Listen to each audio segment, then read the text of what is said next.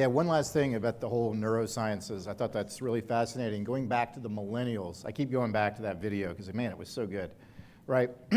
A lot of people talk about millennials, you know, how common it is to have ADD now, right? Like 14% of our kids under the age of 15 are, you know, treated for ADD. But what's really fascinating about that is they don't seem to have much of a problem with attention and focus when they're playing a video game for 4 hours. No, seriously, think about that for a second. How many times have you seen that generation? They can sit down and, heck, they can go and they don't have to eat, sleep, I don't know what they do. They just sit there for 4 hours and they can play the same video game over and over.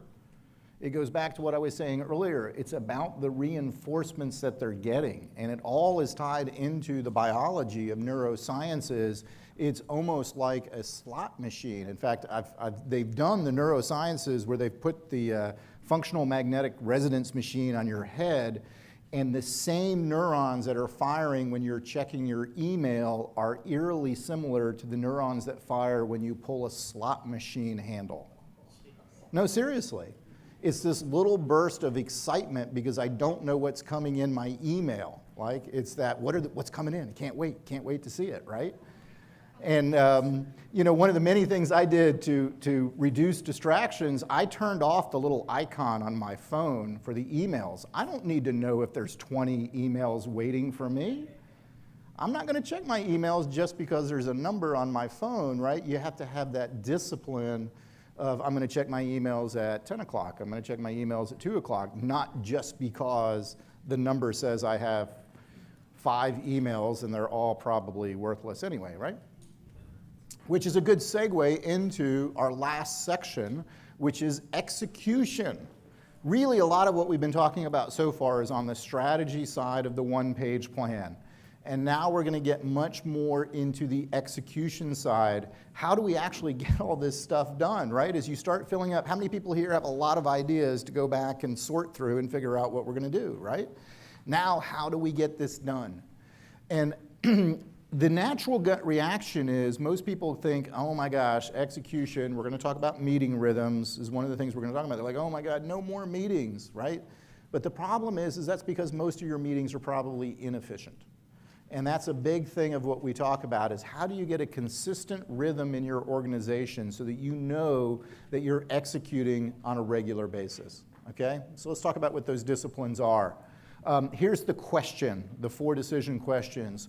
Are all processes running drama-free in your company and driving industry-leading profitability, right? I love that whole drama-free.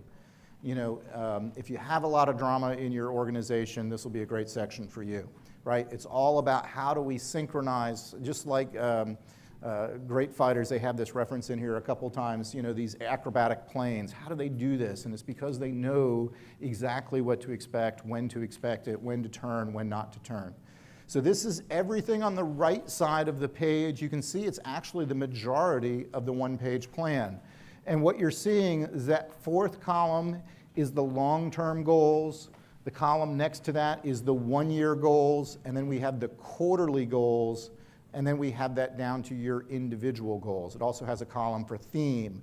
And we're going to talk about the majority of that today. So here's the alignment. This is another really great slide. You can tell I don't use a lot of the slides, but this is one of my favorites, right? So look there on the far right. That is our long-term vision. That's where we started the day, core ideology. What's our purpose? What are our values? What's our BHAG? Then we have a 3 to 5 year plan. That's the first thing that we build out. I heard one coach, I like the way she said it, it's a 3HAG, 3-year highly achievable goals, right? So BHAG, big hairy, 3-year highly achievable. And this is where we start working on the strategy of the business. Most strategy you affect within those 3 years. And then the 1 year, what do we need to do this year? So this is perfect timing for y'all. That's use guys, if you want me to translate. So this is really good timing for y'all because you're coming up on, we're in the 3rd quarter, and typically sometime in the 4th quarter you start doing your annual planning for 2017. And by the way, one of the drivers for PetraCoach is there's a survey out that says 85% of companies that take the time to go do an offsite and they do like 2 days in the mountains, the Poconos, and they come up with their one-year plan, 85% of companies do absolutely nothing with the plan. And so at PetraCoach, that was our big focus. How do we fix that shit, right? Let's get those plans in play and let's put them in a form so that you actually get them done. And so you're going to see a lot of that here. So at the annual plan, we have targets. Targets are things that we aim at, right? So here's the other thing about human beings. If we say we're going to go here, and we consistently as leaders say we're going here, don't forget, we're going here. By the way, we're going here. This is what it looks like. What I have found is human beings are really good at figuring out how to get there. What we do as leaders, though, is we tend to get too distracted and we tend to not repeat enough, this is where we're going, this is where we're going, this is where we're going, right? And God forbid we start changing it. No, we're going here now. No, we're going here now. Now we're going here, right? And your people just lock up. So targets are, this is where we're headed. The initiatives are, what are the big priorities we need to get done this year? Right? And then do we have the KPIs and the critical numbers to back that up? And then what we do as an organization is we work with our clients is that every quarter, on the quarter, we get the team together and we kind of correct path, right? I'm sure you guys have heard this. A plane flying across the country, planes are actually off their path 90% of the time. Right, the winds and everything else. All they're doing is constantly, and that's why they have autopilot, because the pilots are too lazy, right? And so they're just constantly correcting that path, and that's what you do in the quarterly plan, is what is it that we need to do in the next 90 days, okay? So we've already talked about the roadmap. We're going to go through and we're going to talk about the execution plan and we're going to talk about dashboards. So here are the 3 disciplines you need to have in your organization to build a culture where everybody understands accountability and execution. We need to be clear on the priorities. What are the things that we need to agree on as an organization? And then we need to have metrics so we all know how to measure it. And then we need to have the rhythms in place to make sure that we're always on path, right? That we're always following along. These are the 3 things. And by the way, this is a lot like playing any sport, right? A business is a lot like sports. And I always use the analogy when it comes to especially metrics. Like, can you imagine playing a basketball game and you're in the 4th quarter and nobody knows the score? Like, you wouldn't know, do I need to call a timeout? Do I need to start shooting threes? Do I need to buckle down on defense? You don't know because you don't know the score. And that's really critical. And so this is the same idea. What are the most important things we need to get done? How are we going to measure them? And what's the rhythms to keep us accountable? All right, so another story. Love stories. So Ivy Lee, this is back in the, I believe it was the 30s, Bethlehem Steel, right? Big steel company. We're in steel country, kind of, sort of, close. And so the CEO was a guy named Charles Schwab, not the Charles Schwab of the bank, but his name happened to be Charles Schwab. And Bethlehem Steel was kind of a good-sized company, but they weren't one of the big players. And he was very focused on growth. And so Ivy Lee was like the consultant of the day. He was like the guy. Like, if you wanted to have a consultant, this was the consultant or coach that you would have to come in. And so Charles Schwab tracked him down and said, Ivy, I really want to grow my business. I don't know what to do. We're doing as much as we can. And he goes, look, here's what I want. I want 15 minutes with each of your top executives. And I'm going to talk to them, and I'm going to give them some information. And then I'm going to come back in 90 days. And if they execute on what I tell them, you just pay me whatever you think it was worth. Right? I'm not going to charge you anything. I'm just going to go out on a limb here. And so he went in, and sure enough, he spent 15 minutes with each of the key executives. Actually, it didn't even take 15 minutes. It was less than 10 minutes with each of the key executives. And then he never came back. I mean, after he just went away. And 90 days later, Charles Schwab was so blown away at how he had transformed the business, he sent him a check for $35,000. In the day, most people were making $2 a day. So a check for $35,000 was pretty significant. And so what's interesting is what did he tell these executives? He told them one thing. He said, at the end of every day, I want you to sit at your desk, and I want you to pull out a piece of paper, and I want you to write down the 6 most important things that you have to get done tomorrow, right? So at the end of the day, what are the 6 things, I think 6 is too many, by the way, but it worked. So what are the 6 things you need to get done tomorrow? And here's the rule. When you come into work tomorrow, you're going to pick up that list, and you're going to focus on number 1, and you'll do nothing else until you finish number 1. As soon as you finish number 1, you do number 2, and you'll do nothing else until you finish number 2. And then you go to number 3. And at the end of the day, if you didn't get them all done, it's okay. You're going to make a new list, and you're going to start with your 6 things for tomorrow. That's the only thing he told them. And it transformed the business because suddenly they started getting stuff done. And I know that sounds like a really simple story, but it has so much power to it because so often we're not good at actually setting those priorities for the day. Anybody here love to-do list? I love to-do list, right? Oh, good, right? On the weekends, you know, I got to clean the closet, I got to mow the yard, I got to clean up the smoker, whatever it is, right? I'm the type of guy, like, I do stuff that wasn't on the list, and what do? I go back to the list and I put it on the list so I can check it off. God, doesn't that feel good, right? So here's the problem. I don't have a problem at all with you using to-do list in business. But there's one big mistake, there's one major failure with a to-do list. It ignores the 2 most important factors of the priority. When am I going to do it, and how long will it take?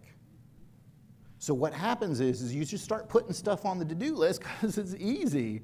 You know, I'm going to paint the fence, I'm going to rearrange the bedroom, I'm going to cure cancer, I'm going to solve world peace. Like, it doesn't matter. You're just writing down a bunch of stuff, and there's no commitment of when am I going to get it done and how much time.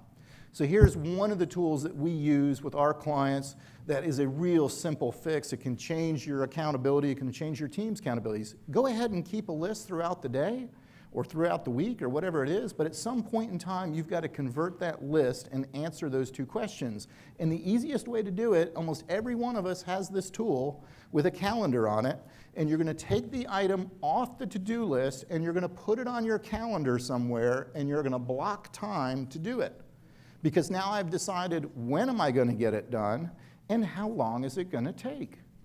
And here's the other really crazy thing. If I set up lunch with Camille, and it's on my calendar, I don't get to that day in my calendar and just blow her off. It's on my calendar. Like, if it's on my calendar, I do it.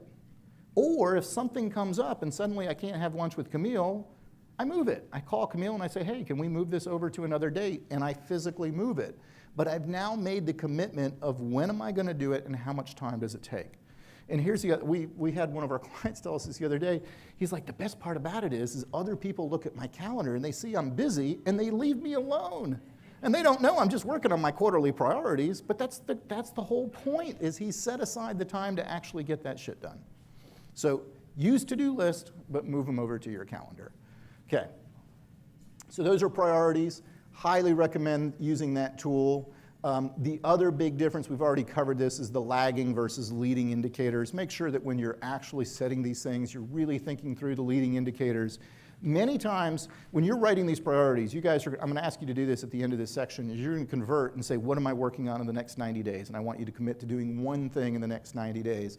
And a lot of times people will say, well, I know I need to put together a customer feedback system, but I don't even know where to start. Okay, well, that's fine, but let's just say that we're going to block off. How much time do you think it's going to take? Well, I think if I set aside 4 hours a week, I can get this done. Okay, well then that's your KPI. You're going to do 4 hours a week for 13 weeks until you get this thing done, but at least I've planted a flag in the ground with a KPI. Okay? All right. You've heard the terms specific, measurable, accountable, realistic, time-bound. I don't have to beat that one into your head. I also use the why, how, and what, the same thing that Simon Sinek does. What you do is the outcome, right? How you do it is the leading indicator, the activity, and then the why you do it is the reason why it's important to you. And we spend a lot of time, especially on personal goals, talking about the why, right?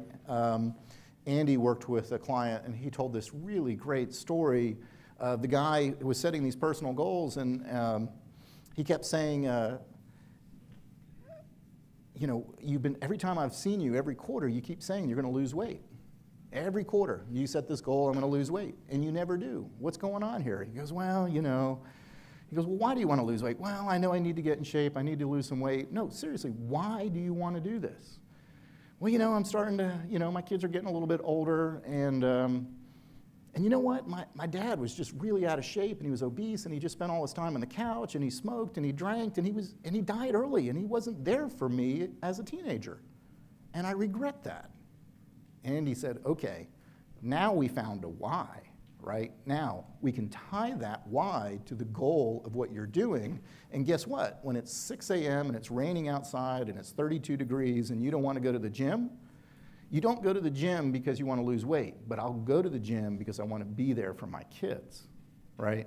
So we spend a lot of time when we coach. If you're having a problem working with your team members as to actually getting things done, I had a conversation in the hallway, accountability, right? When people say they're going to do something and they don't, start connecting it to a deeper why, all right?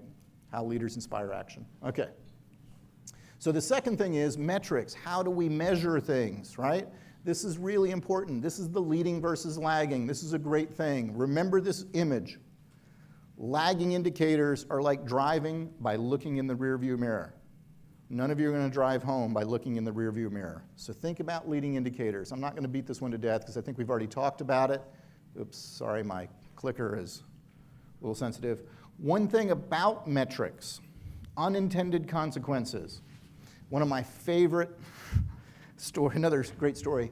Unintended consequences. Remember, anytime that you pick a target, there is probably some unintended consequence. I'll give you the story of Delta Airlines. Delta Airlines at one point in time was like number 4 in on-time departures, right? Every month the FAA produces a list of on-time departures. And the CEO of that time, he kept seeing this for month after month after month, and he was just like, damn it, we're going to fix this, right? We're tired of being number 4 in on-time departures. How can American be kicking our ass? They suck, right? And so he finally said, this is our quarterly priority. Everybody in this company will focus on on-time departures. And so they did this for like a quarter, and I can almost imagine the scene in the room, in the boardroom. They're waiting for the report. The FAA report comes in, right? Look, we're number 2 in on-time departures. We did it. We got up there. And I can imagine somebody in the back of the room goes, we've got a problem. We're now number 1 in baggage missing their connections. And you can imagine that the carriers, the baggage handlers, are like, hey, if you guys want on-time departures, we'll just put these bags over here. We'll get to those later. And that's what they did. They didn't think about the unintended consequence of focusing too much on one KPI. Yeah, and so that's a good story to remember when you're setting targets. It's almost always in pairs, and that's what that image is on the thing. There's always a counterbalance number. Anytime that somebody comes to you, this has happened to me, right? Hey, let's focus on revenue, guys. Let's get $1 million in revenue this quarter, and they knock it out of the park, and then what happens? Your profit's gone, right? They bring in a bunch of stuff that's not profitable, it doesn't work. So revenue, net profit, a balance. And there's a couple of examples up here. So qualified leads versus revenue books. Your ENPS, we want to make sure that we've got good people here. How do we balance that out to also make sure they're having good work? Just think about the targets when you actually stop and think about one target versus what's the balance. Does that make sense? All right. And we talked about this several times today. Remember, what is the thing that we're actually focused on, right? So I had this conversation up here with someone, I forgot their names, but we were talking about, they said, you know, in our industry, everybody really cares about the fact that we don't outsource anything. Do they really care about that? Is that really the number? Is that really the important thing? Like, sometimes you have to dig past the numbers to understand what's important. And so as we set those KPIs, make sure you're setting the right targets for each individual. So that's where you're going to put all this on the one-year plan, is what are the targets that we're measuring. At the very top of the one-page plan, I'm going to reference this since we don't have time to do this today. When you set your targets for the organization in the one-page plan, if everybody looks on that one-year column at the very top, notice that it says year ending, so you put your year in there, it's year ending 2016. What's my revenue? What's my profit? What's my market cap? What's my gross margin? What's my cash? What's my AR days? What's my inventory days? What's my revenue towards employee? Because this is a printed document, those are just suggestions. Do not follow those as literal gospel, okay? Those are just examples, those are just samples that they put in there. I've already told you I don't want to see you guys using revenue per FTE. I think that's a bad example. A lot of you don't care about market cap. Why would we have market cap in there? I don't, a lot of you, that's not going to be interested to you. So what I would do is I would just start on a scratch sheet of paper. And the categories to think about for your targets are actually at the top of the page. And we're not going to cover these today, but if you look at the very top of the page, it says relationships and processes. You see those at the very top? And there's 6 categories total. Under relationships, you have employees, you have customers, and you have stakeholders. Under processes, you have make and buy, you have the sales process, and you have bookkeeping. What I suggest is up here, you pick the 2 or 3 targets for each one of those categories first. So think about it. How do I know that I have healthy, let's start with the first one. How do I know I have healthy employees? Percentage of A players, number of hours training, LER. What are all the things that we could measure to measure the health of our employees? Customers, how do we know we have satisfied customers? Maybe it's an NPS score. Maybe it's referrals, maybe it's repeat bookings. It's whatever's going to be specific for your industry, but think about what are the 2 or 3 things, and here's the way I would say it. How do I know I have healthy and happy customers? And then come up with 2 or 3 targets that you're putting in up here. And you do that for all 6 categories. Stakeholders, by the way, shareholders, right? What's our net profit? What's our return on an investment? Maybe what's our core capital, maybe what's our debt ratio. There's all sorts of things you could put in there. And then you have make or buy. These are your key processes, right? And so the number of houses, the number of booked orders we have to do construction projects. And then the sales cycle. This is the leading, how many quotes per day, how many people am I contacting?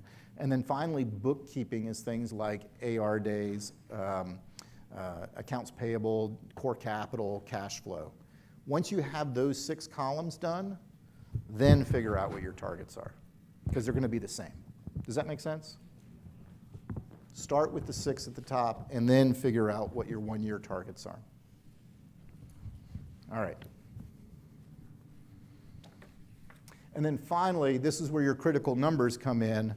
The critical numbers are what are the 1 or 2 numbers, typically 2 numbers, that everybody should be focused on in the organization, right? And so these can change over time, by the way. So Delta Airlines, 1 quarter, they said it's on-time departures. That's our critical number right now, right? When companies go into a downturn, they might be, hey, it's all about preserving cash, right? What is the critical numbers that you're measuring for that period? And again, it's almost always 2, so you have a counterbalanced number. We don't have time to fill out the whole target list like I just described, but I do want you guys to talk about, at the very bottom of this page where you see the red, yellow, green dots, this is where you put your 2 critical numbers that you want to measure. I do want to ask you guys to take just a few minutes and think about, because I've been talking nonstop here for 10 minutes, what are the critical numbers that you think you should measure in your organization? What are the key numbers to drive your business? Just take a few minutes, talk about that. What are the 2 numbers? Make sure that you got a counterbalance. By the way, it says down here, balance sheet or P&L, people or process. Again, it's going to be numbers that come from this top. I know you haven't defined those yet, but I just want to explain that. Okay? So take a few minutes at your table. If you have a question, that was a lot of talking, just raise your hand. Jason, Camila, I will come over. All right. I hear some good conversations, and I'm glad. If nothing else, the takeaway is make sure that you're balancing your numbers, right? So I heard one number over here, they're like, hey, we can measure revenue, but we also need to measure how well are we doing at delivering the services. And they said, oh, we measure every customer engagement, we get a survey after every project. That's lagging, and so we know how well we did in the past, but what's the leading indicator so that we know that we've got something in the future, right? So revenue and quality are two things that commonly balance each other out. So really good conversations, and again, this is a process that takes a little time. I would start with the 6 categories at the top, start narrowing these down, and you'll start seeing what are the numbers that are important. By the way, these 6 numbers at the top, we didn't talk about this earlier, remember the function accountability chart. So once you identify who is responsible for each area of the company, remember, every one of those items align with everything you see here at the top. So let's just say Jesse, I keep picking on Jesse here. So let's say Jesse is responsible for customer advocacy, and we all agree on the team, he's the customer advocate accountability responsibility. I would say, Jesse, go away, and in 2 weeks at our next meeting, I want you to come back with what do you think are the leading and lagging indicators that you should be measuring for your job. You're accountable for this, and the head of the company is the one that's responsible for coaching Jesse to make sure that he picks the right numbers. And then I would ask myself, once he has those numbers, do they fit up here under one of these 6 categories? And is it important enough that we need to track it on an annual basis, right? And so you can see, it sounds like when you look at this one-page plan, it looks like a lot of boxes, but they all tie back together. And that's one of the reasons why we think that function accountability chart is one of the first tools that you can use to kind of get you off and get you started. What are the targets that we should be tracking, okay? All right, so you guys just filled out your critical numbers there. So let's keep going through here. We got a lot of stuff. So meeting rhythms. Ooh, meeting rhythms. This is so important. Love meetings. Don't we all love meetings? All right, so how many people here today are doing a daily huddle? Yeah, exactly. Daily what? How many people here are scared to death of even the concept of a daily meeting? Nobody? Okay, you got some liars in the room. Come on. All right, let me ask another question. Let me pick on some people here. What's your favorite news source? Do you ever listen to the news, Jay? Not too often. Not too often? Anybody here at the table ever listen to the news? Wall Street Journal? Yeah. How often? Every day. Every day. And what do you get out of it? I get some political commentary I like, as well as news about the world of business. Okay, so you like the political commentary and some of the news about what's going on in the world. Do you read every page? No. No, you don't read every page. And when you miss a day with the Wall Street Journal, how does it feel? Okay, all right, yeah. Over here, what news source do you listen to? CNBC, every day? Every morning. Every morning. And what are some of your takeaways from watching that? Why are you watching it? I know what the gas prices are going up or down. I know the gas prices. Big thing for you, right? It's into the stock market, manufacturing, all that. Okay, awesome. Who else? One more. Yes, what news do you listen to? Well, we have some folks here from the Central Penn Business Journal, but I read that pretty frequently. Awesome. That's really good. And what are some of the things that you're looking for out of there? Updates on local business, things that are happening in the community that are of note of things that we should be aware of. And by the way, they won't be offended when I ask this. Do you read every article? No, absolutely not. Okay, which ones do you read and why? Just the ones that typically affect me. The ones that affect you. Okay, that's really good. Anybody here listen to the radio in the morning when you drive in? Oh, yeah. So what channel do you listen to? NPR. Nice. And so what do you get out of NPR? A whole lot of commentary, right. Anybody else listen to the radio on the way in? Yes? What? Fox Business? And so what do you get out of that? What are some of the things that you're listening for?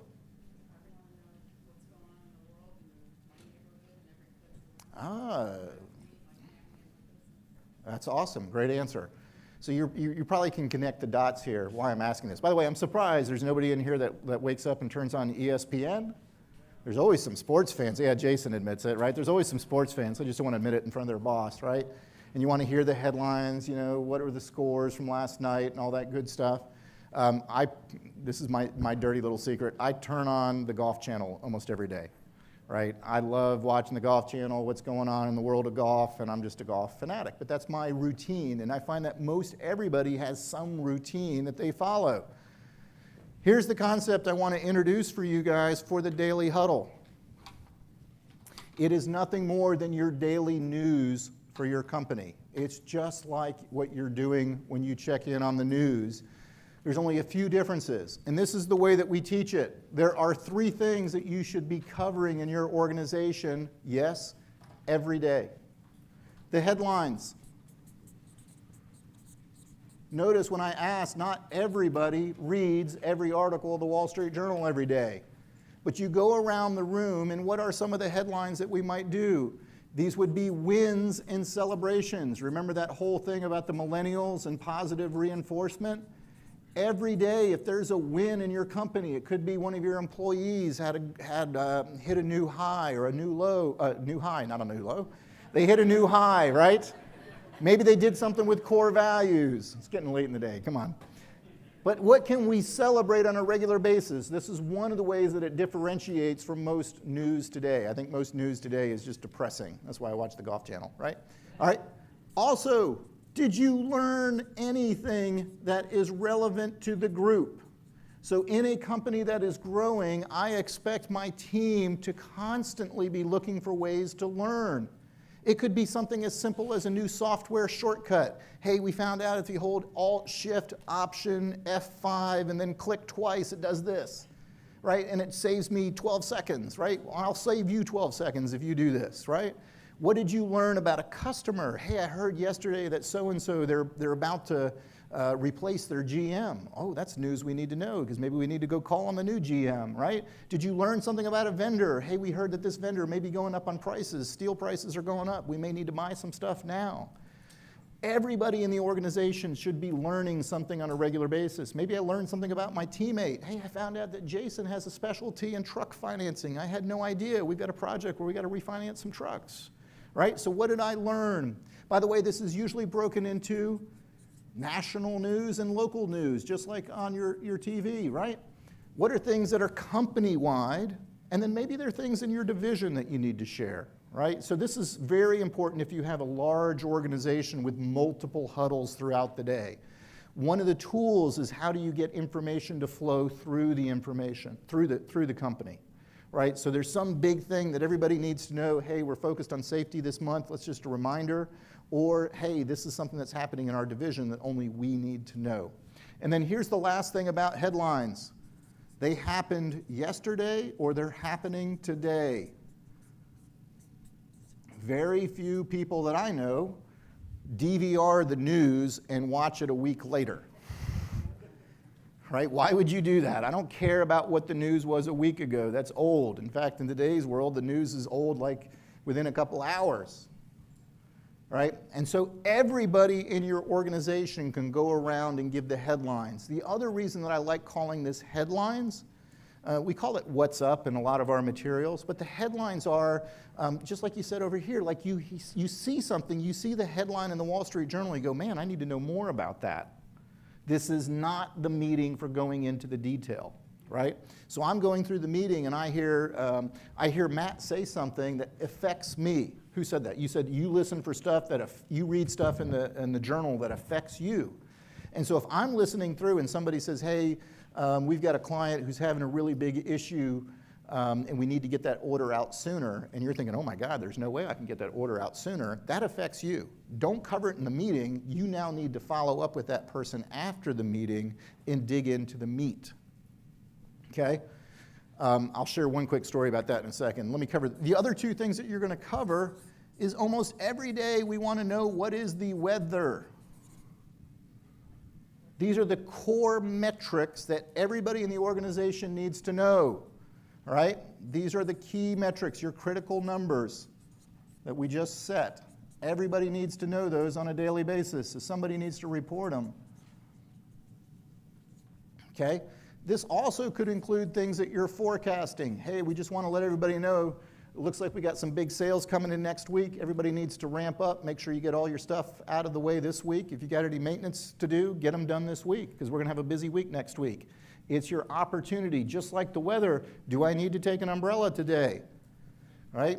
Is it going to be hot? In Texas, the answer is always yes. But you need to have that information.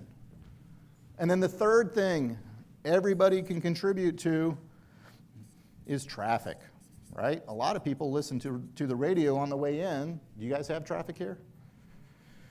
A little bit, right? In some places it's worse than others. God forbid you're in Houston and you don't hear the traffic and you don't hear that 59 is shut down because of an accident. You could spend an hour on the road. As soon as you know that, you want to get around it. And so this is what's referred to in the language of stucks. Is there something that you're stuck on that you need somebody else? Hey, I can't get this proposal out until I get those numbers back from Paula, right? I need those numbers from Paula. I'm stuck. I can't do anything. This is a roadblock. These things need to be dealt with immediately. So this is the format that we recommend. So let me give you some expectations. One of the many companies that we work with, machining company in Tennessee, these are the guys that build the machines that they use to make cars, right? So these are really complicated, big machines. They take forever. 55 guys, they're, blue to white collar, just 55 guys and gals. They get in a huddle every morning. They all go around the room 3 times. It's very important, by the way, that you mix it up. Right, you go around, everybody give me your headlines. Everybody goes around, gives their headlines. Okay, everybody go around, give me your key metrics. What are you working on today? Give me your numbers that everybody needs to know. And then go around again and then do the traffic. Do you have any stucks? What are some of the reasons that you go around 3 times? Yeah, right, you don't drop out. If I do all 3, if I'm the first person and I do all 3, I just go to sleep after that, right? You don't want that. The best way to do a huddle like that, it's very manageable if you have 8 or 10 people in a huddle, is everybody knows. So let's just say that John starts the huddle. He does his headlines. As soon as he's done, he goes, Sharon, you're next. And he calls the next person in the room, not the person to the left or the right, but just anybody randomly in the room. It's kind of a fun game too, because you can kind of call people who maybe aren't paying attention. They're going, oh, what, right? And then Sharon, she does her headlines. And then she goes, okay, Danny, you're next, right? And you just have this, so at the end of the update, you just call the next person. And that means you're paying attention to who hasn't read yet, right? And the people who are waiting are kind of on the edge of their seat because they don't know if they're going to get called next. So everybody's paying attention. Now, when you get around the second time, hopefully everybody was paying attention, and after John is done, Sharon just starts. She knows she's next because she got called out. And so it's one of the ways to kind of keep that attention. And then the other story I share with the Daily Huddle, a really good book to read, Team of Teams by General McChrystal. He talks about how they defeated Iraq and Al-Qaeda. Al-Qaeda in Iraq. Okay, I said that backwards. And at the end of this, spoiler alert, sorry, I'm just going to give it up. What they ended up doing is they realized they needed to have a daily meeting, 7 days a week, and they need to bring in all the key players to be able to share the information so the boots on the ground had as much information as the generals, and the generals stopped making the key decisions, and they started making the key decisions in real time on the ground. By the end of the war, they had 7,500 people meeting every day for an hour and a half. The average presentation was less than 4 minutes. In fact, it was like 2 minutes.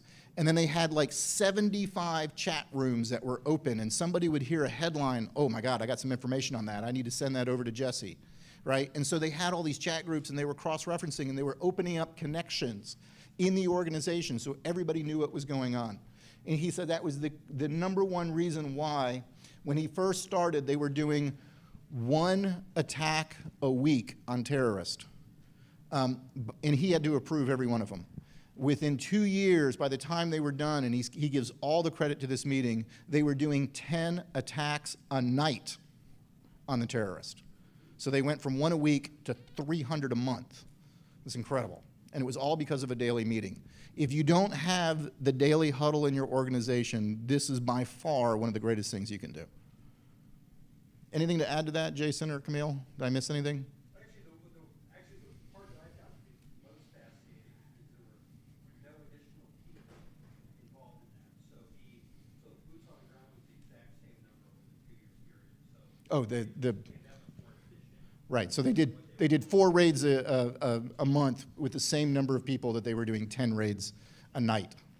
Same number of people.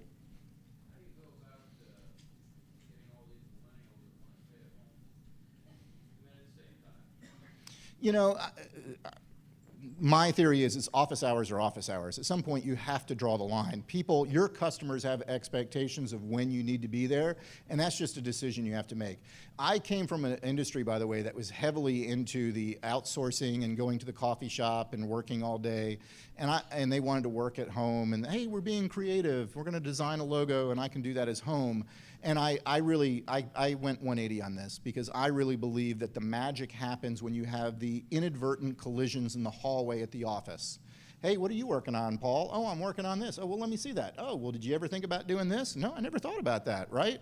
And those collisions don't happen when you're working from home. So I'm actually a big proponent of, and this tool, by the way, is if you do have remote employees, this is a great tool to be able to connect them because they don't have that office environment. But if once a day they can join a video chat, works better than a conference call, because on a conference call, they can just put it on hold and just ignore you.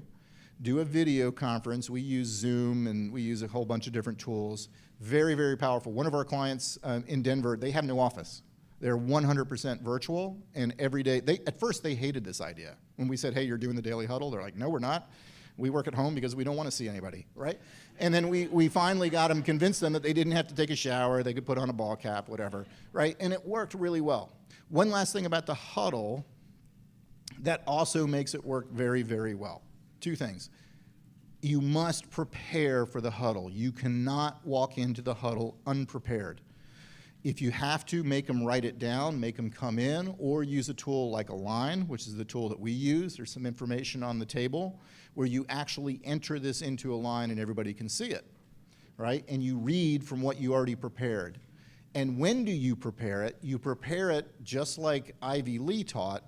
You prepare it at the end of the day. So today, at some point in time, I guarantee you, Jason, Camille, and I will all go into Align, and we're going to write our daily huddle update for tomorrow. And so at the end of the day, I mean, this is my theory, is when you go home, right, you got the kids and the spouse, and you have a couple cocktails or whatever, and then you watch some innate reality TV shows and all this crazy stuff, and you forget all the stuff that happened at work. And so the next morning, all this important information, the headlines, the weather, and the traffic, you forgot about. So in my company, we had a reminder on the calendar at 4:45, fill out your huddle for the next day. And if people put it in writing, it is so much more powerful. And when they come prepared, it becomes that experience, kind of like we were talking about earlier, where you can't wait to hear the news of the day. What's going on in my company? And it's just like listening to NPR every day, or reading the Wall Street Journal, or going to ESPN or the Golf Channel. This is very important. If you have an organization, we've seen it done with 55. Sometimes it makes more sense to have groups of 10, whatever the right size is, and then you stagger them throughout the organization. Ideally, you have one person that's in 2 groups so the information can cross. Does that make sense? Yes? What is the point that through a series of meetings that everyone in the company is in a daily huddle? Everybody in the meeting, everybody in the company is in a daily huddle. Yes. The other really, really great thing about this tool, it tremendously cuts down on email traffic. Anybody here hate the amount of email that they have to deal with? I use the word hate very strongly here. We had one client estimate that they probably reduced their email by 70%. Why? Because they knew they had a regularly scheduled place where they could communicate things. Like now you probably get those emails like, hey, really enjoyed the barbecue lunch that sales brought in yesterday, right? And they send it out to 50 people on the list, and then what happens? Yeah, somebody hits reply all, and they go, thanks, right? And then another person hits reply all, and they got the little smiley face emoticon, right? And all of those are just little distractions throughout the day. Whereas you could save that up for the next day, and you can go, hey, I just want to let everybody know I really appreciate that barbecue lunch that we had, right? And you think about that at the end of the day. What is the information? What are the headlines I need to carry over to everyone on the team? Very, very powerful tool. We had one attorney, one law firm, 12 people. They are estate planning attorneys, right? So they're dealing with these really complex estates, and they got to sit down and really get into it. And they said, hey, I wonder if we could track how many distractions we have every quarter. You know, when somebody comes in, they're like, Sharon, you got a minute? It's too late, right? As soon as I just did that and I knocked on her door, I've already distracted Sharon from whatever she was doing. And so what they did is they did these little cards, and they called them distraction cards. And they said, every time you think you need to pick up the phone, email, or go knock on somebody's door, just think, is it something that can wait till tomorrow? I mean, it's so amazing to me. Before we had email, what did we do? How did we get things done immediately? It's just like, since email took over, it's just crazy. But so they just said, hey, can it wait till tomorrow? And if it can, write it down on a card. And this is what the Daily Huddle looked like. They went around, they did their news and their traffic and their weather, and at the end they go, oh, Mike, I got these 3 things for you. Jesse, I got these 2 things for you. You know, Matt, I got these 2 things for you, right? And they would just hand the cards out. In 1 quarter, 12 people captured 750 cards. That's 750 distractions that didn't happen at 15 minutes apiece minimum, at $450 an hour. I figured they saved $60,000 to $70,000 in distractions just by using the Daily Huddle. Okay. Yeah. What is it? It's referenced in the book. It's not in the book. There's a card on your table. So let me tell you, I guess I'll use this moment as much as any. The Align tool is the official Rockefeller Habits tracking tool. So you basically sign up for an account. You can keep your one-page plan in there. You can keep your task in there. You can keep your daily huddles in there. You can track your priorities. It's probably referenced in the back, but it is a tool. Andy, it's actually developed by Petra. I have to talk here. We've got 5,000 users. I think it's over 5,000 users. And it basically allows you to track the accountability of all your priorities and your task, and to see visual KPIs. I have a section here where I was going to talk about dashboards, but I'll just do that now. It also allows you to update your Daily Huddle on your phone, right? You can read from your phone. You can do all sorts of fun things with it. The term I like to use is visibility creates accountability. So if you have a problem in your organization with accountability, think about what are the things we can do to increase the visibility of what they're doing. It's actually a proven fact. They did a study. If you just step on a scale every day, you will lose weight. You don't even have to change anything else. You don't have to change your diet. You don't have to go to the gym. You don't have to ride 20 miles a day or whatever it was over here, right? Why? If visibility creates accountability, it makes you think every day. It's like, oh, where did those 2 pounds come from, right? And if you do that every day, it makes you think. Well, why don't we do that in organizations? Why don't we make it visible every day? Mike, how much sales did you do yesterday? 0. Right? How many days in a row is he going to say that before things start getting out of control? So that's what the Daily Huddle's for. So I meant to say this earlier. The group of 55, 15 minutes. I've never seen it more than 15 minutes. So you got to come prepared, and you have to be willing to call somebody out if they're not prepared. If I went around and I saw that John was mailing it in, he's not checking his phone because he's looking at the Daily Huddle, right? And he's not prepared, he's like on the phone, I'd say, hey, John, please come prepared tomorrow. We're going to skip you. And anybody in the room should feel comfortable saying that because he's not pulling his weight. Right? He didn't come prepared. He didn't come with the news that I need. And it becomes so powerful. By the way, this is really great. If you write it all down for employee reviews, which we're going to talk about in a second, you can go back and you can see what are all the things that they contributed to the huddle. Hey, man, you're not giving us any learning information. You're our best employee. Why aren't you sharing some of that? Camille shares a story all the time. She was on maternity leave. She came back after 2 months. The first thing she did is she went in and you can pull a report. You can see every update for the last 2 months. She knew everything that was going on with every employee, every customer, every vendor by just reading through all of those updates. It's like reading the news for the last 2 months. It's very, very powerful. All right, we've got to keep going here. So there's the format, headline, we already talked about that. So here's the overall meeting structure. One other thing you might want to put on your WWW, I think one of the better documents that we have on our website is we have all of these meetings, the annual meeting, the quarterly leadership meeting, the quarterly planning meeting, we have the monthly leadership meeting, we have the weekly leadership meeting, and we have the daily huddle. And we have the 2-week top task review, which I'm going to share in just a minute. All of them are on, there's a document called Meeting Agendas, and I have the agenda for every one of these meetings, how long it should take, who should be in the meeting, best practices, outcomes, and you can literally take those documents and create all the agendas you need. Now that looks like a lot of meetings, but you're talking about having a very well-organized company that's on task throughout. And by the way it works is if I do a daily huddle every day, Monday through Thursday, at the exact same time on Friday, we do our weekly meeting, right? You don't have a daily huddle on the same day that you have the weekly meeting. Once a month on a standing day, you have your monthly meeting. Instead of doing the weekly meeting, we're going to do our monthly meeting, right? So you can do it in a way so you don't feel like there's an overwhelming amount of meetings. Questions? Let's see, I'm going to cover these pretty quickly. Yep. So daily is the news. Weekly, how do we collaborate and focus on, and the other meeting, there's just so much good stuff to talk about. I'll run out of time. Yeah, there's a lot of this on our website. So one last thing that really changed my business, the calendar, by the way, the month is a really terrible time measurement. Like if you had to pick any time measurement that could be any worse, I don't know what it would be, right? Some months have 5 weeks, some months have 4 weeks, some months have 28 days, some months have 31 days, right? They're different. It's hard to sometimes compare month to month because they're always different. And so it's actually one of the worst time frames when you're actually looking at measuring. I actually moved my entire business to weekly. We closed our books every week. We reconciled all of our receipts. I know you just freaked out, right? You're like, oh my God.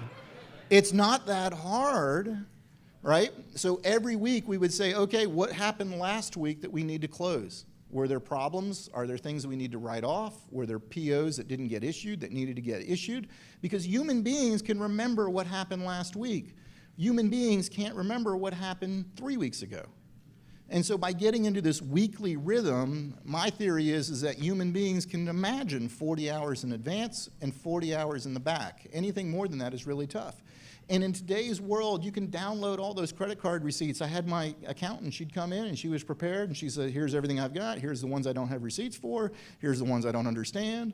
And we'd go through and we literally close the books. Okay, what do we need to invoice? Now we didn't send the invoice to the client, right? It was still work in progress, but we knew how much we had accrued that week. And so by the time I had to close my books, it took us like 24 hours to close our books because everything was already done. We closed every week. And it really made life so much easier. And I will tell you the biggest advantage was human beings can think a week at a time. I bet you everybody in this room is already thinking about what they're going to do this weekend. If I asked you what you're going to be doing or what you were doing 4 weeks ago, you probably can't remember, right? Especially your frontline workers. Okay. Let's skip through some of this. And so I do want you to take and set the rhythm. Yeah, we're running low on time here.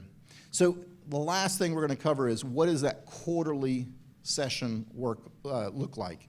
And by the way, this is one of the things that we excel at is running these quarterly planning sessions, right? So every quarter you're going to get together and you're going to develop a map. We call it a 13-week race. What are we going to do in the next 13 weeks to improve the company? And we go through and we review all the targets and we set the quarterly targets and we decide as a company what are the priorities that we want to work on to improve the business. And then we set those and everybody has an individual plan for what they're going to do. If you still have it, I know a lot of you probably threw it away after you saw the labor efficiency ratio, but on the back of the labor efficiency ratio is a general idea of what it looks like, right? And so on the back here, you basically say, my priority for the quarter is we're going to implement the functional accountability chart, right? So that's my quarterly priority. And then we ask our team members, our clients, is we say, there's 13 boxes there. I want you to write a very detailed plan of what you're going to do week by week. Week number 1, I guess I need to download the function accountability chart. I'm going to review the chapter in the Scaling Up book. Week 2, I'm going to set up meetings with all the key players, and I'm going to go and I'm going to review what sections are they accountable for.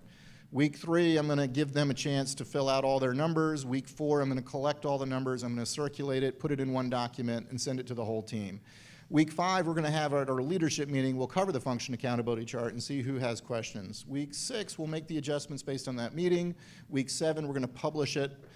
Week 8, we're going to figure out how to get it into a dashboard on a TV so everybody can see it every day at the Daily Huddle, right? But the point is you're going to make a step-by-step plan, and every week you're going to hold yourself accountable for, did I get those things done every week, right? And that's how you tie the accountability back to the BHAG all the way back to what am I doing every day to move the company forward. So this quarterly planning session is extremely important.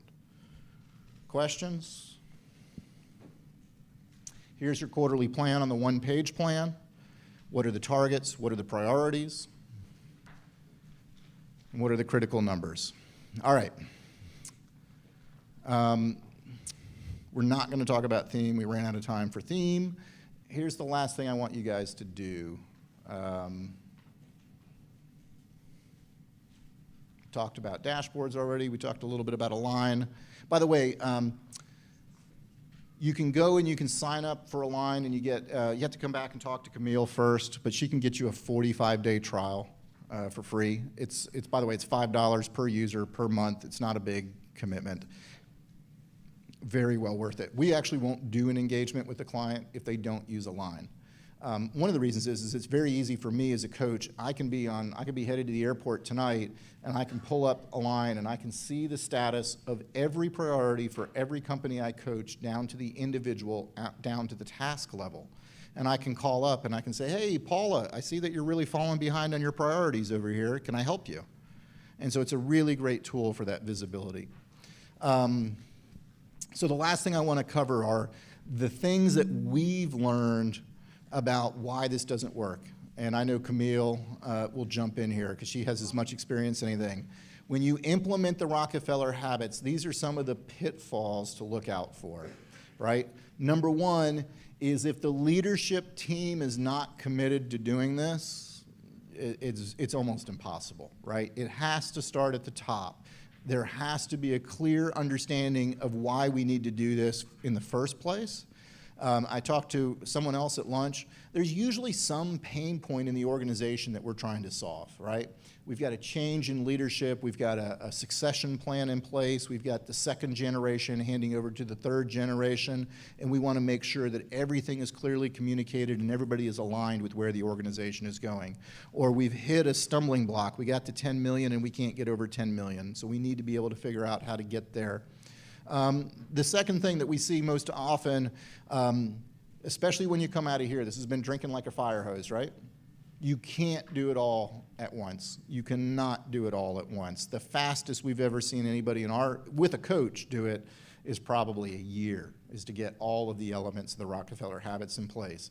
That doesn't mean you won't see benefits right away, but just be patient. Just make the commitment. We're going to spend the next 2 years implementing this. We're going to review the Rockefeller habits checklist every quarter, and we're going to see, what do we need to work on next? What do we need to work on next? And use that exact same exercise we did this morning to start the day. Having a culture of accountability means avoiding those weak words, right? And so this next line, number 3, is all about how do we get very clear on the priorities. And you have to have a culture where if Jane over here says, you know what, this quarter my priority is to be better at sales. Somebody needs to look at her and say, what the hell does better mean? What does that look like? What are you going to do to be better? Well, I just need to close more deals. Well, how are you going to close more deals? Well, I guess I need to get some training. Okay, now we're getting somewhere. Well, what does that look like? What type of training do you need? Well, I heard this Jack Daly guy is pretty good. Okay, so maybe what your plan is, I'm going to read the Jack Daly book and I'm going to attend one of his seminars this quarter. And I'm going to implement 3 suggestions from his process, right? That's a very specific priority. We also always use the example, in the personal world, people get this. I want to get in shape. That's my goal for the year. I want to get in shape. Anybody here ever say that? Yes, I have, right? What the hell does that mean? I'm in a shape right now. It may not be a good one, right? No, I want to be 185 pounds and have a blood pressure of 120/80 by the end of the year. Much, much more specific. So that's the number 3. If you let people get vague, one of our clients has this great saying, leaders get the organization they deserve. And so if you allow people to be flimsy, and they just put out these weak priorities, you're going to get a weak organization. Let's see, not having the meetings. You've got to commit to the meetings. You've got to have them. Overcomplicating the process. Keep it simple. Stick to the basics. Obviously, I'm biased here. It really helps to have a coach or some sort of group on the outside that has done this before. You wouldn't go to the Olympics in Brazil if you were an athlete without a coach. And so if you want to be a world-class organization, I'm not saying it's us, just find someone who can hold you accountable. That's one of the reasons I love peer groups. Peer groups can play a certain level in accountability, especially for the leadership. And then we've already talked about accountability. The leaders are too busy working in the company, right? So this is something, the leadership is responsible for working on the company. I saw somebody put a Post-it note out there. It said, hire an integrator, right? That's probably somebody that's screaming out for, I'm spending way too much time in the business and I can't spend it on the business, right? Lack of the willingness to change, I think that goes without saying. Spending too much time in the mechanics. So this is another thing. We have a lot of times, like people, they want it to be perfect. They want to do the one-page plan. They want to have all the targets. Just put something in there, right? Don't let perfect be the enemy of getting stuff done. You just start and refine it over time. And then you've got to have that vision. And we started the day talking about purpose, and I think that's a great way to kind of finish out the day is thinking about purpose. So I know a lot of this, I know this was just a giant fire hose of information. I want to leave a little bit of time to answer questions. I do want to ask you to do one more thing. It was so successful at lunch. Before you leave, there's 2 things I want you to do. Say it just increased from 1 to 2. Number 1, you should have on your desk, this is very important to us, we want to close the customer feedback loop. So there's an NPS survey. There's quite a few questions on here. This is really important for me to get your feedback. And I also want you to think about what was your biggest takeaway from the afternoon, and I want you to put that on a sticky note as well. Write a very clear, specific, what was your biggest takeaway this afternoon, and put it on a sticky note. And then put it out in the hall again as you're leaving over to get a beer at happy hour. These 2 documents are really helpful for me. It was great to see the takeaways that you guys had from this morning, and I'm anxious to hear what you got from the afternoon.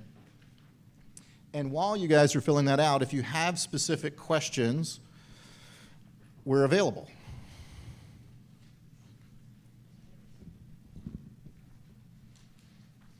Yes? Yeah, we had that. I had that question earlier. And so is the real issue just the cost and time it takes to be able to go through a top grading process for a lower wage position? Timing, finding them. So we had that conversation over here at another table. I do think there are ways to speed up that process. But the top grading process in itself is a very lengthy process for a reason. And it's a lengthy process because it's just as important on a team of 10 blue-collar employees as it is 10 white-collar employees not to have the C player or the BC player. That same impact can happen. And so the question is really, can you spend the time? So my specific answer is, no, I don't know anything that targets blue collar specifically. What I've seen other companies do is use tools, find ways to be able to do those interviews and be able to speed it up. I also know that there are staffing companies out there that specialize in top grading for being able to turn this around. and get those things done quickly. May not be the exact answer. Anybody else know of a tool, top grading, blue collar? Camille, anything? Yeah, I'd be more than happy to ask our other coaches. That's one of the really cool things at Petra is because we have these other coaches, I can go back, and I'll put this in my daily huddle tomorrow, and I'll put, does anybody know of a blue-collar top grading tool? And then if I get a response, I'll send it to John. We have a union, and we don't really work blue collar than that. Yeah. We established, you earn the right to work. And we did that because the biggest issue for us, so I think that most people have, getting people to come to work, being focused when they're there, giving you the 100% when they're there to work. So what we do is, if you come to work, you earn, it literally, I'm sorry. Literally, if you come to work 5 days that week, then you earn 5 days the next week, if you do your job while you're there. So now, once they're in the union, I'm screwed because then it takes a heck of a lot longer. But Yeah. they earn the right to work, which earns them the right to be in the union. Yeah, and I'm certainly not a union expert. You guys heard that part about being from Texas? Right, it was a joke. I don't think we have any unions here.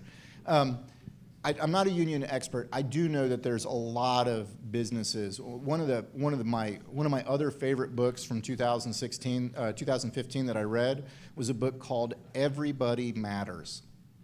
I don't know if you've read that one, but it's a really, really good book, and it talks about heavy manufacturing industries. And I'll give you the spoiler alert is, once he realized that he treated people like family and he really built a culture internally of training and development, they started acquiring other blue-collar companies. And over time, they're now 80 companies. I think there's something like $8 billion in revenue.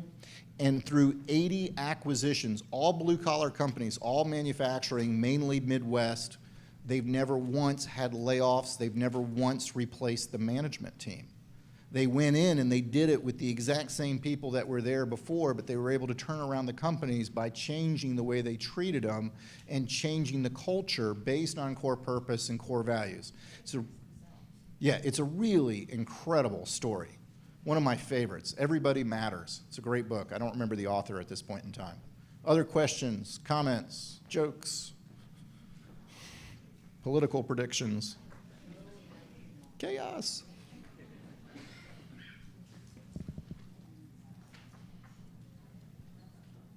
This is a lot of information for one day, yes.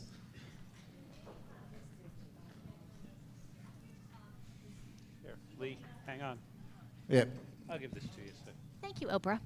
In the Daily Huddle, this is very specific, but someone may not have a daily stuck to talk about. Is it okay It's for them very- to pass? Yeah. Okay. Actually, it's very, very common to not Okay. have stucks. This is very rare. We kind of, when you have a stuck, you're really elevating the status to where I need everybody to know that I'm waiting on Camille to be able to get this report done. So it's very, very common that you go around the room. But here's the key message in that. You are asking every employee in the company once a day to say, there is no roadblocks for me being able to get my work done.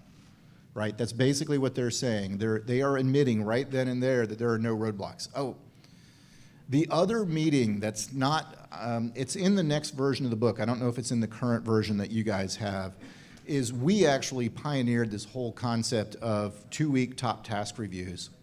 And this ties back into this. We believe that every employee should meet with their supervisor every 2 weeks.